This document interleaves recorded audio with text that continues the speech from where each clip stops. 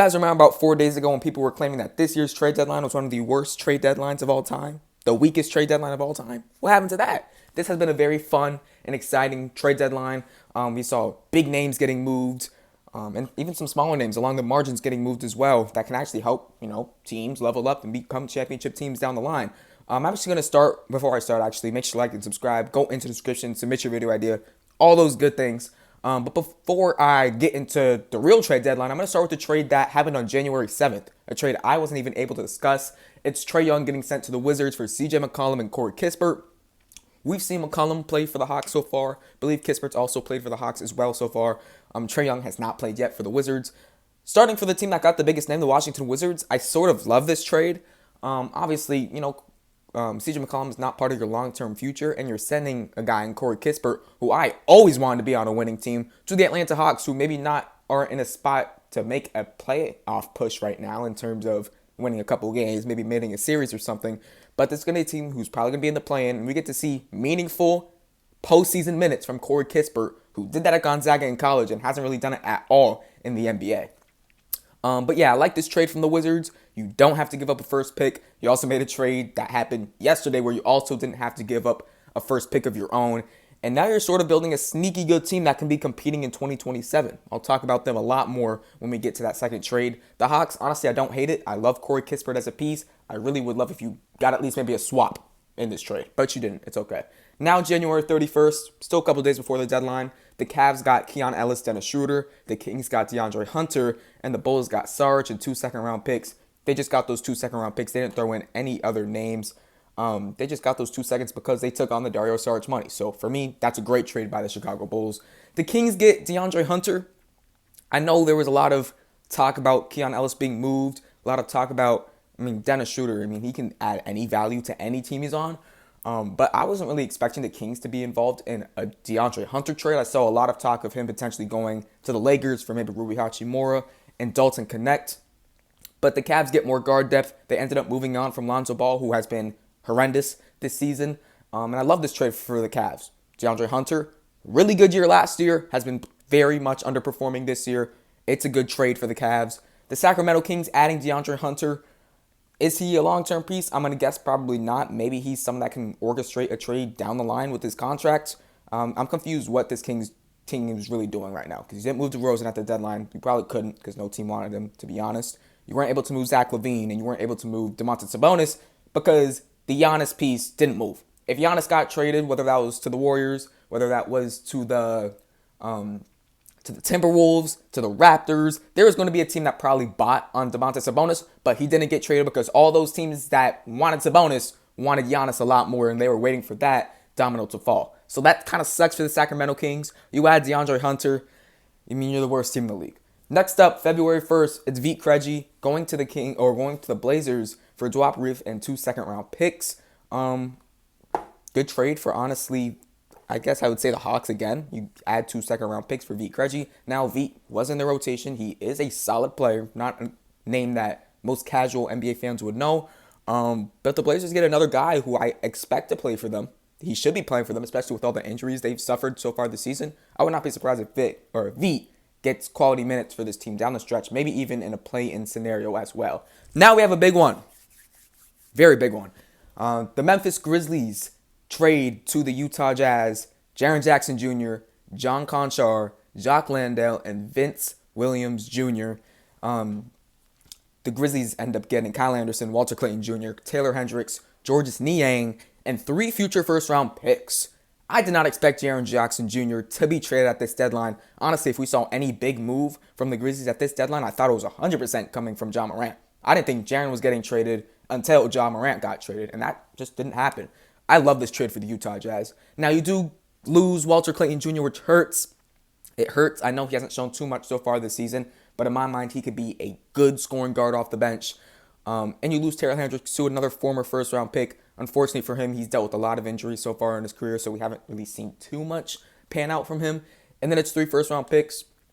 I don't believe all 3 of these first-round picks are from the Utah Jazz. Obviously, you guys can see on the screen it doesn't show the destination of them at first. But for the Jazz, I like this. We've watched this team so far this season. They've heavily improved. The record might say that they're one of the worst teams in the NBA, but with your eyes, with watching actual basketball, you could tell that this team is able to compete with some lower seeded playoff teams, which is great for them because I think next year this is going to be a team that 100% tries to make a playoff push. Keontae George has been a revelation so far this season. Great scorer. He's going to be this team's probably long-term point guard. We know what Lauri Markkanen's situation has been. Will he get traded? Will he not get traded? Looks like they're not. Looks like they're going to try to build around him with Jaren Jackson Jr.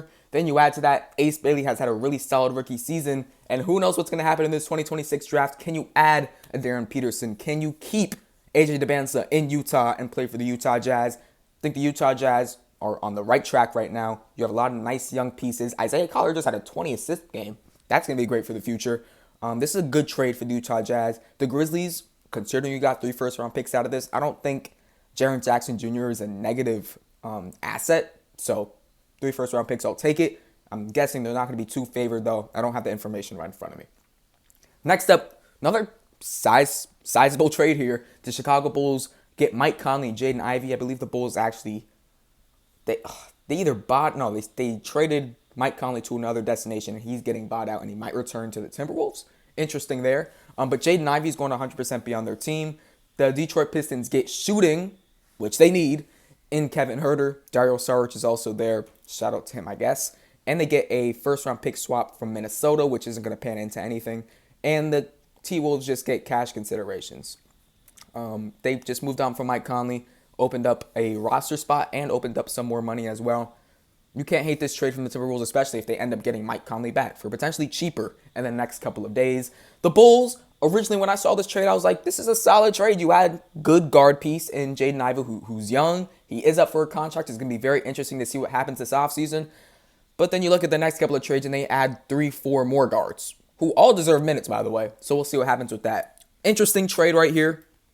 I know a lot of Pistons fans weren't happy that this is all they got back for Jaden Ivey. A pick swap that's going to be less favorable from the Minnesota Timberwolves, and basically Kevin Huerter, and that's it.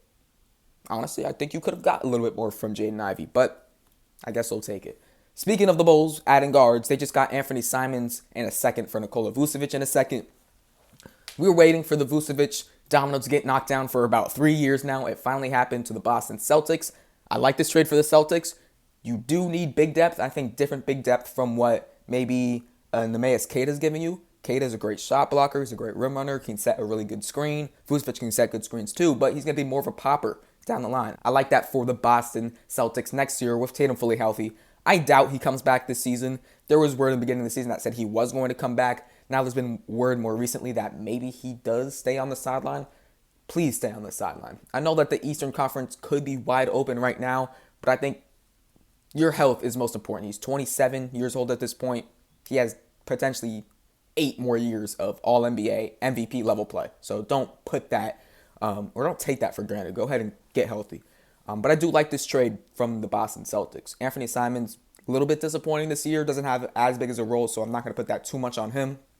But Nikola Vucevic, great three-point shooter, solid post scorer. It's a good get for the Boston Celtics, who were in pretty desperate need for a big man after moving on from Al Horford and Kristaps Porzingis in the offseason. Big trade here.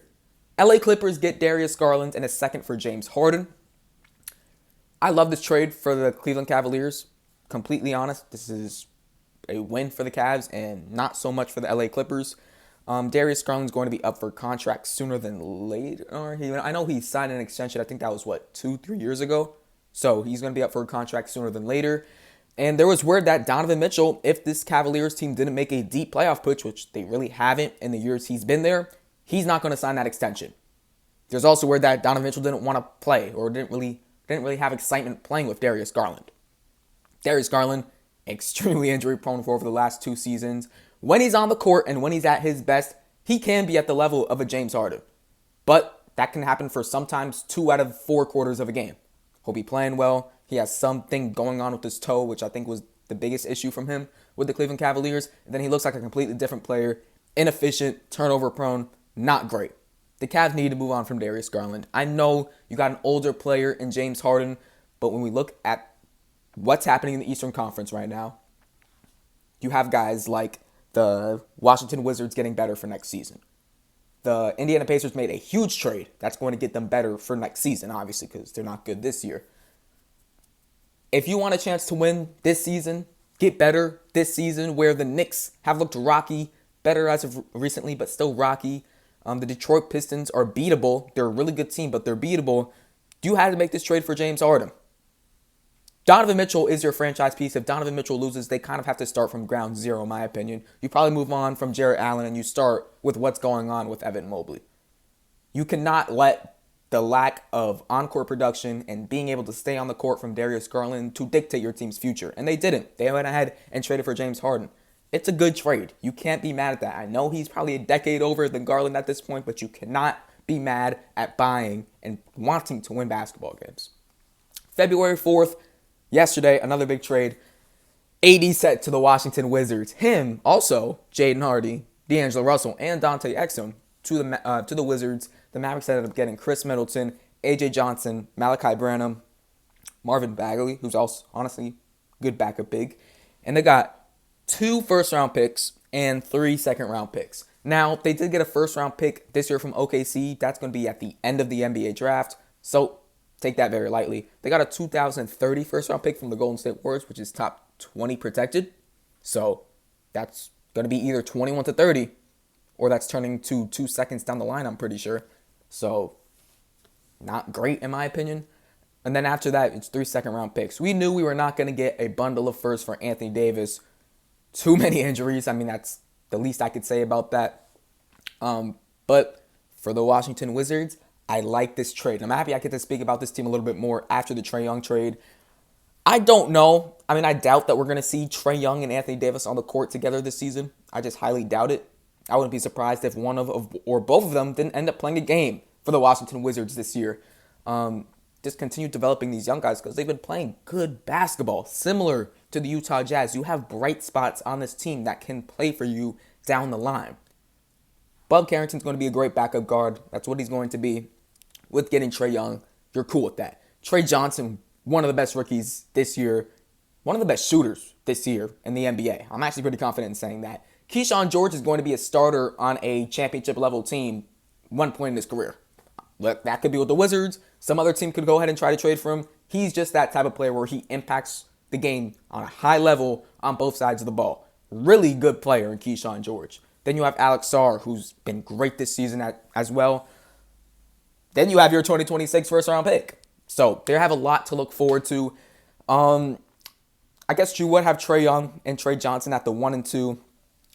Keyshawn George, Alex Sarr, AD. I'm just thinking about for next season. Then whoever you want to pick, that could be probably somewhere between 1 and 5. Cam Boozer could be really fun for them. AJ DeBanza as a wing, get some more wing depth with Bilal Coulibaly. Maybe not the player we thought he was going to be, but still really good defensive player. This Wizards team's looking really good. Now, the only thing I kind of worry about, which honestly shouldn't be a big worry because it pops in my mind for one team, is the 2 timelines thing. Anthony Davis is, 32 at this point? 20, I think he's 32. Maybe 33, maybe 31. Somewhere around that range, obviously. Yeah, the Golden State Warriors tried to run 2 timelines back in 2021. It worked for 1 year where they won the championship, and then kind of everything just imploded with the Draymond Green, Jordan Poole stuff. And then you had a guy, Jonathan Kuminga, who we thought had all the potential and talent in this world, kind of get diminished by his head coach in Steve Kerr. I don't think that's going to happen with the Wizards. I don't think I had to bring that up, but the fact of the matter is it's going to be a really good team next year. Great young pieces to go along with great veteran pieces as well. Very fun team. Next up, Jared McCain to the OKC Thunder for a 2026 first-round pick from Houston. That's going to be at the end of the draft, obviously. And then 3 second-round picks. Cool trade for the Thunder. We've talked about the Thunder in my mock drafts about how they need to build this team for the future. You need to get young players on rookie contracts who don't make a lot of money. Because to stay under the second apron, I believe, for the OKC Thunder, you're going to have to probably get rid of guys like Isaiah Joe down the line, like Aaron Wiggins down the line, like Isaiah Hartenstein down the line, like maybe even Lou Dort down the line, who all are going to deserve solid money because you're not going to be able to afford them because you're paying Shea, you're paying J-Dub, you're paying Chet, you're probably going to end up paying Cason Wallace. I think he's probably the next most important piece over there. So you have to get younger guys on cheaper contracts, and that's what Jared McCain's going to be. McCain, injuries have cooked his second year in the NBA. I still think that he has great potential. He's going to be a great shooter when he gets fully healthy. I don't see him in this OKC Thunder's playoff rotation or NBA Finals rotation unless there's injuries that happen. But down the line, when they need to move off some of these contracts to keep their core, Jared McCain's going to be a big piece. Next up, we have the OKC Thunder, I guess, facilitating this trade. They get Mason Plumlee, but they also sent Ousmane Dieng. So they just got rid of Ousmane Dieng, I guess. That's cool. I mean, he's a former right outside of lottery pick, if I'm not mistaken, 2022 draft. The Hornets end up getting Mike Conley, who they waived, and they also got Coby White. We talk about the Wizards. We talk about the Jazz. The most important team from those young teams that are actually playing really good basketball this year is the Charlotte Hornets. Because not only are they playing good basketball, but they also are playing at a level where they might make a play and push already. I think they're 24-27. We've been waiting for 2 years for everything to click together. Charles Lee's able to do it. This is a really good basketball team with the Charlotte Hornets. Now getting Coby White, I'm interested to see. I mean, obviously he's going to be probably coming off the bench unless they run Brandon Miller at the 4 and Khan at the 3, which I don't love the sound of that. This is going to be a scoring punch off the bench. This is a move that they make in their minds thinking, we're going to go ahead and make a play and push. We're going to go ahead and get guys like LaMelo, like Brandon Miller, like Con Knipple, like Coby White, good experience in the postseason. Because there's a team that can make a move next year, get a big piece at the deadline, maybe even a move in this offseason for that guy in Milwaukee, get a big piece and get ready to contend because they're starting to go ahead and get that talent. They're already on the upwards trajectory. You had a good guard in Coby White, only having to give up Colin Sexton, solid guard, but we will obviously take Coby White in this instance. Good trade from the Hornets. The Bulls, they get 3 seconds and Colin Sexton for Coby White. Is Ousmane Dieng going to turn into anything? I'm guessing no. I don't know. I wish they maybe got a little bit more for Coby White, especially because he's on a really favorable contract. He got paid the year right before he popped off and turned to one of the best young guards in the league. Next up, Chris Paul to the Raptors, Ochai Agbaji to the Nets, and then the Clippers get the draft rights to Vanya Marinkovic. I'm going to be honest, I'm a big NBA draft guy. I don't know who that is. Chris Paul is not going to play for the Raptors for a game, I'm guessing. He's going to either get waived, he's going to get bought out, or maybe he just gets sent home. I don't know what's happening with Chris Paul. I would love if we did not end up seeing his last game in the NBA already, but honestly, that might have been the case. Hopefully not. Hopefully he goes to some team who's trying to win a championship. I want Chris Paul to get his ring. But the Nets end up getting Ochai Agbaji in a second. It just looks like the Raptors were willing to get off of Agbaji. Agbaji, career-wise, good shooter. This year, horrendous shooter. The Nets also were able to take on a second-round pick for just getting that Agbaji contract. Honestly, I'll take that. Not a bad trade. Next up, smaller trade, but the Utah Jazz get Lonzo Ball and cash. The Cavs get 2 second-round picks, and the Hawks get Jock Landale. For the Cavs, the fact that you're able to get 2 second-round picks for the way Lonzo Ball has been playing this year, that's an absolute win. I can't overexpress how much of an absolute win that is. Lonzo Ball has been one of the worst rotational players in the NBA this year. I don't hate Lonzo Ball. I'm just telling you what's happening. Jock Landale to the Hawks. All things considered, good trade for the Cavs. I know Lonzo Ball is getting bought out. He's going to probably go to the Hornets with his brother, which, cool, I guess. And the Hawks get Jock Landale. Solid backup center. Tyus Jones to the Hornets. They also get 2 second-round picks. Kristaps Porzingis to the Golden State Warriors. The Atlanta Hawks get Kuminga and Buddy Hield. How much does Kristaps Porzingis move the needle? Not that much. Not that much. He's not going to move the needle that much. This is a good trade for the Atlanta Hawks. You get to see what happens with Jonathan Kuminga. The worst case scenario, you get rid of him just like how you were going to get rid of Kristaps Porzingis because it wasn't working out. That's the worst case scenario. But the best case scenario is you have a new rotational piece for this new team that you're building for the future to go along with Jalen Johnson, to go along with Nickeil Alexander-Walker, to go along with whatever this New Orleans Pelicans first-round pick is going to turn into. Good trade for the Atlanta Hawks. There's no downside. I don't understand what the Warriors think Kristaps Porzingis is going to bring them in 2026. I don't understand what they think he's going to bring them. Warriors get trade Trace Jackson Davis to the Raptors. They get a second. It's a good trade for both sides, honestly. Raptors get more big depth. Knicks trade Yabusele straight up for Dalen Terry. I saw reports saying that Yabusele could end up playing in Israel. Okay, I guess. And Dalen Terry, just a piece for the New York Knicks. I don't know if he's going to do anything for them, though. Minnesota Timberwolves. This is actually a sort of underrated one that I might want to spend a little bit more time on. They get Ayo Dosunmu from the Chicago Bulls, and the Bulls get Rob Dillingham, Leonard Miller, and 4 second-round picks. I love this trade for the Chicago Bulls, and here's why. I think we were not able to see Rob Dillingham's player maximized with the Minnesota Timberwolves. Now, was it his fault or was it the Timberwolves coaching staff fault? It was probably his fault because he wasn't playing defense. He wasn't hitting his shots. He was turning the ball over. He wasn't playing good NBA basketball. He needed a new scene. The Chicago Bulls, I believe, will be able to give him a new scene. I know there's a lot of guards there, but as long as Rob Dillingham is able to get consistent backup guard minutes for the Chicago Bulls, this is a win for them because you also get 4 second-round picks. Leonard Miller, at this point in his career, I don't think is going to turn into anything. I like this trade for the Chicago Bulls.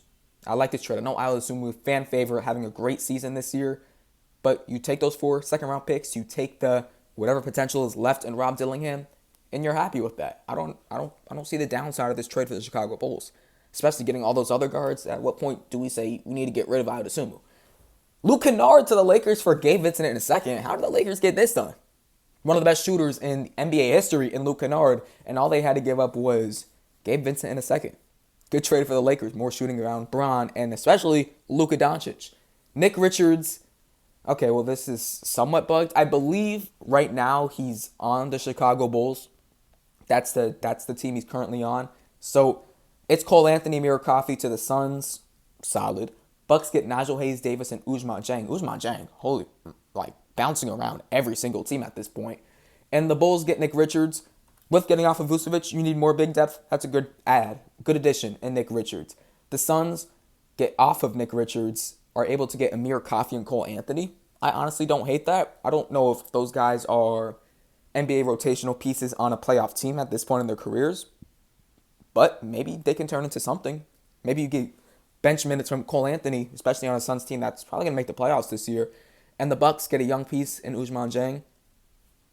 For Cole Anthony and Amir Coffey, you'll take that. That's cool. Jose Alvarado to the New York Knicks for Dalen Terry, 2 seconds and cash considerations. So Dalen Terry ends up getting traded from the Bulls to the Knicks for Yabusele. And Gershon was basically just traded for Jose Alvarado. You take that. Jose's been one of the best backup guards throughout his whole career in the NBA. Great defensive player, able to hit a catch and shoot 3. That's really what he's going to bring you. He's not a big player. He's about 6 feet on a good day. But Jose is going to be a solid backup guard for the Knicks. He's a defensively hungry player, which is someone I think you need off the bench, considering you got Jordan Clarkson there right now. And Miles McBride's going to be out until the playoffs. You needed this guy. Great trade for the New York Knicks right here. This was also supposed to happen for 2 weeks now. We've been hearing about this. Hunter Tyson to the Nets and a second for a 2026 second, which is least favorable between the LA Clippers and the Atlanta Hawks. That's not bad because the Clippers and Hawks will both probably end up being, that second round pick's probably going to be around 40 or 50 something. And that 2032 second round pick could be worse. And then Hunter Tyson's in that trade too, whatever. Now here's a trade that could be very interesting. The Indiana Pacers are getting Ivica Zubac and Kobe Brown. And the Clippers are getting Benedict Mathurin, Isaiah Jackson, a 2026 first-round pick that's protected from 1 to 4, but also 10 to 30, a 2029 unprotected first-round pick, and a second-round pick as well. Originally, when I looked at this trade, I was like, holy moly, this is a Indiana Pacers fleece job. I thought it was. I really thought it was. Then I realized Benedict Mathurin was in this trade. Then I realized that 2026 first-round pick that maybe ends up at 2 or maybe ends up at 4 and doesn't convert to the Clippers getting it this year turns to an unprotected pick in 2031. Big trade piece right now. We don't know what's going to happen in 2031. We don't know who these draft prospects are. How old would they even be in 2031? What, 7th graders, 8th graders? I don't know. I think 8th graders. Yeah, 8th graders for sure. That's a good move for the LA Clippers, in my opinion. Benedict Mathurin, another guy who has to get paid this offseason. Will he get paid? Really, if he doesn't get paid, if you maximize his efforts right now and turn him to a solid, productive 20-point per game scorer for the rest of the season for the LA Clippers, maybe you have a sign and trade on your hands this offseason where you match a deal and you move him to the team. And even then, Ivica Zubac, I'm guessing he didn't want to be a Clipper after James Harden left, after Kawhi Leonard might leave. This is a really good trade for honestly both teams. It could get a little scary for the Indiana Pacers if this pick ends up at number 5, but you're going to try the best in your ability to end up from 1 to 4, which honestly, that's pretty crazy, huh? If that pick ends up at 5 to 9, this could go down as one of the more questionable trades in this year's deadline. But if it doesn't, and the Clippers are able, or the Pacers are able to get Zubac, and they end up making another deep playoff run next year with the 2026 first round pick, that could be Darren Peterson, that could be AJ Debinsa, Ivica Zubac, and the core they already have in Siakam, Andrew Nembhard, Tyrese Halliburton. Really interesting trade. It's going to really depend on how it unfolds down the line in terms of what my thoughts are on it. Hornets Maverick swap guards, Tyus Jones for Malachi Branham. Malachi Branham, with all due respect, not an NBA player probably. Sucks, but true. Then finally, a trade that actually happened at like 4 p.m. I don't know how this one got off. Xavier Tillman to the Hornets for cash considerations. That was the last trade of the deadline. No Giannis, no Ja Morant, no Kyrie Irving, no Sabonis. There's a lot of guys who weren't moved. But if you look at the guys that did get moved, this was one of the more poppin' trade deadlines of the last couple of years. I know last year was really exciting because Luka Doncic headlined it, De'Aaron Fox, but we saw AD get traded again. We saw Jaren Jackson Jr., Darius Garland. We saw James Harden. Big names getting moved. Zubac getting moved, I think it's a big name. I would assume we're getting moved, I think it's a big name. Kobe White. A lot of moves this year's deadline. Honestly, I'm happy with it. Hope you guys enjoyed this video. Make sure to like and subscribe. I will see you guys soon with a post-trade deadline NBA mock draft. I'll see you guys soon with maybe a video surrounding the All-Star break as well. I don't know. We'll see. Thanks for watching. Peace.